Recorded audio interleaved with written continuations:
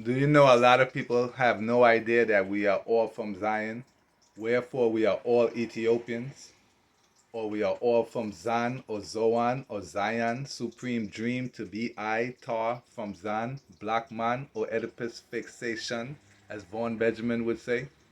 So let's listen to who is the king of Zion. And became regent.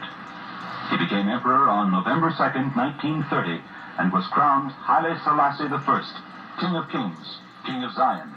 King of Zion, that's where we are all from. So where's that? Cush, this one was born there. And respecting Zion, which is just another name for Cush or Ethiopia, it will be said, each and every one was born in her, and the Most High himself will firmly establish her. Jehovah, also known as Jah, also known as Jacob, also known as Israel, or as we all know, the God of Abraham, Isaac, and Jacob. Wherefore he is the power of the Trinity. Conquering lion of the seed of Judah, power of the Trinity. For the Trinity is God himself, and those are three of his names. So let's listen to Ethiopia. The astonishing journey of the first Ethiopians in South America, long before the era of European exploration. Because if you go to South America, you will find Ge'ez written throughout different inscriptions. This narrative unfolds centuries ago, rooted in the ancient traditions of a people renowned for their profound connection to the earth and the cosmos. These Ethiopian explorers, inheritors of a deep, rich history, ventured into the unknown with the stars as their guide. They traversed the daunting expanse of the Atlantic, navigating with an expertise that spoke of centuries of seafaring knowledge. Ethiopia is where we all from, so of course we migrated throughout the world. But life started in Ethiopia 7,516 years ago. So by that time we have migrated. Did Africans arrive in the Americas before Columbus? In 1311, Mansa Abubakari II abdicated the throne to Mansa Musa, popularly known as the wealthiest person in history. He then set sail from the coast of Senegambia with the intention of reaching the other side of the Atlantic. It is believed that he arrived in 1312, 180 years before Columbus. Prior to this, Abubakari II had sent several expeditions to go on this exploration mission, but years went by, and most of the ships did not return. The captain of the one ship that made it back explained to the king that the ocean was vast and unforgivable, and many of the other ships were taken by the harsh currents, but the king did not believe him. Abubakari then decided to attempt this voyage himself. He designed 1,000 ships on the coast of Senegambia with the assistance of shipbuilders, doctors, sailors, and navigators. Every ship was attached to a supply ship, so the number of ships amounted to 2,000. In order to last his team for 2 years, 1,000 ships were filled with food, water, medicines, and fruit. Abubakari II then abdicated his throne to Mansa Musa and set sail, never to return. He is thought to have arrived at the other end of the Atlantic in the year 1312. How could this be possible in Abubakari's time? The Atlantic is controlled from a scientific point of view by two currents, which typically remain the same regardless of month or season. There are the Canary Current and the Guinea Current. These currents are strong enough to drag a ship from West Africa all the way to the Americas. There is From the beginning. So who is the beginning? The Ethiopian calendar starts dating back with the creation of the world.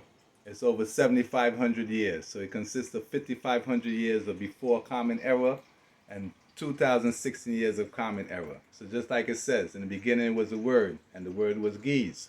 So Ge'ez language is believed by scholars to be the oldest of all languages, over 5,000 years.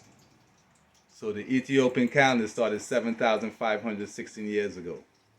Then started the Egyptian civilization, which started approximately 5,500 years ago. Then migrated again. So here comes the Indus Valley. So India basically started, Indian civilization basically started approximately 5,300 years ago. Then here comes the Chinese civilization, and that started approximately 4,200 years ago. You understand? So basically the further east you go from Ethiopia, the civilization has to be under 7,516 years. So here comes the Vedic civilization in India. And if you go to Egypt, you will find swastikas within the pyramids. Why? Because Ethiopians used to be Egyptians and Indians, and they were the ones building the pyramids. They were also, the verdicts were also known as Cushites.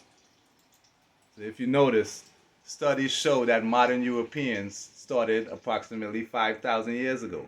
In other words, everybody has to be under the Ethiopian timeline. So when the Greeks came to India, what did they say?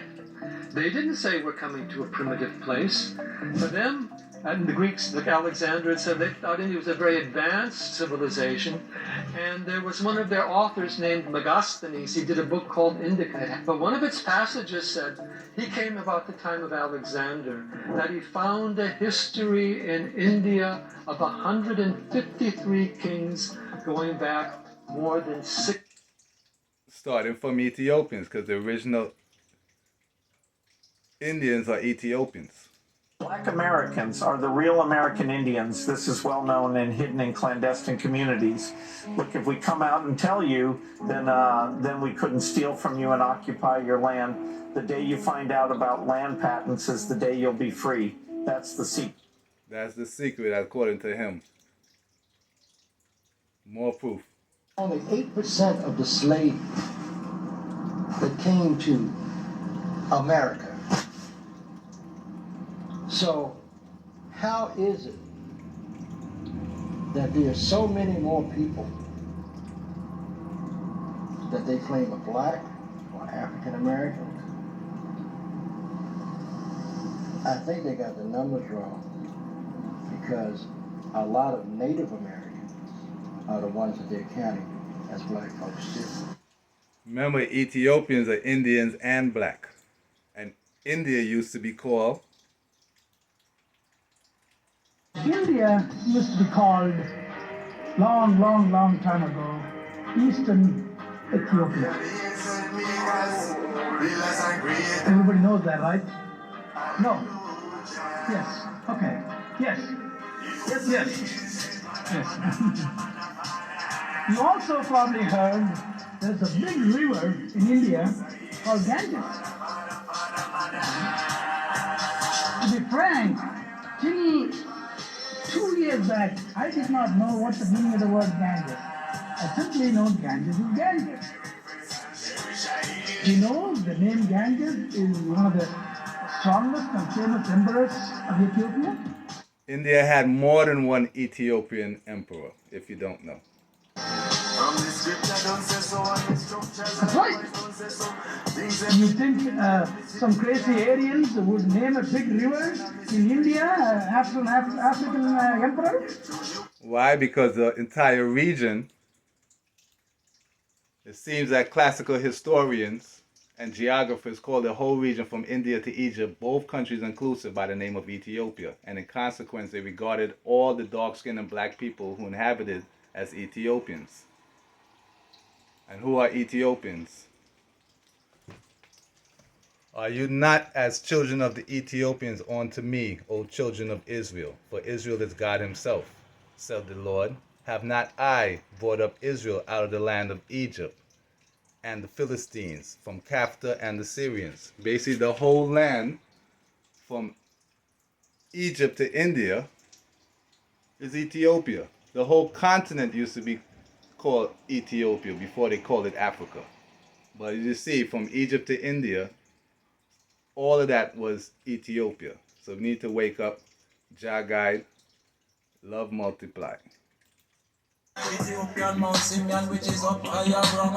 Up there, the fiber must be mountain stronger. What time chicken